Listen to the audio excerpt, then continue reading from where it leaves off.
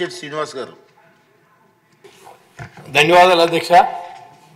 గౌరవ ముఖ్యమంత్రి గారు సంక్షేమంలో పెద్దపేట వేసి గత ప్రభుత్వం కంటే బాగా చేసి మనందరినీ రోడ్ల మీద తిరిగి ఏర్పాటు చేసి ముందుగా ముఖ్యమంత్రి గారు ధన్యవాదాలు తెలియజేస్తూ, దాంతోపాటుగా ఏ జనం అయితే ఎక్స్పెక్ట్ చేసి మనం ఆ రోజు మరి రోడ్లు వేస్తారో, ప్రతి గ్రామానికి కనెక్టివిటీ ఉంటుంది, టౌన్లో కూడా రోడ్లు లేవు అనే పరిస్థితి నుంచి చాలా ఎక్స్పెక్ట్ చేసి మనకు ఓట్లు వేశారు అధ్యక్ష.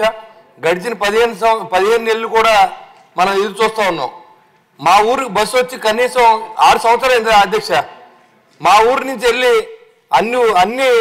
అన్ని చోట్ల ఉద్యోగాలు చేసే ఆడపిల్లలు రాత్రి బస్సు బైపాస్ రోడ్లో దింపేసి వెళ్ళిపోతే అక్కడి నుంచి వచ్చి చాలా ఇబ్బంది పడుతున్నారు అధ్యక్ష. ఇంకా రేపు వస్తుంది, మనం వచ్చాక రేపు చేస్తాం, మరి 10 రోజుల్లో చేస్తామని చెప్పి మన కోసం ఎదురు చూశారు అధ్యక్ష. కానీ నేను గౌరవ మంత్రి గారిని చాలాసార్లు రిక్వెస్ట్ చేసి అడిగాను అధ్యక్ష. ఇప్పుడు ఆర్థికంగా మన ఇబ్బందులు ఉన్నాం అధ్యక్ష, అయినప్పుడు కూడా మనం సంక్షేమం ఎలా చేస్తామో అదేవిధంగా ఇన్ఫ్రాస్ట్రక్చర్ ఈ రోడ్లు మనం చేసుకోకపోతే అధ్యక్ష చాలా ఇబ్బంది పడే పరిస్థితి, ప్రజలు కూడా మనకి వ్యతిరేకత అవుతూ ఉన్నారనే విషయాన్ని సభ ద్వారా మరి నేను తెలియజేస్తున్నాను అధ్యక్ష.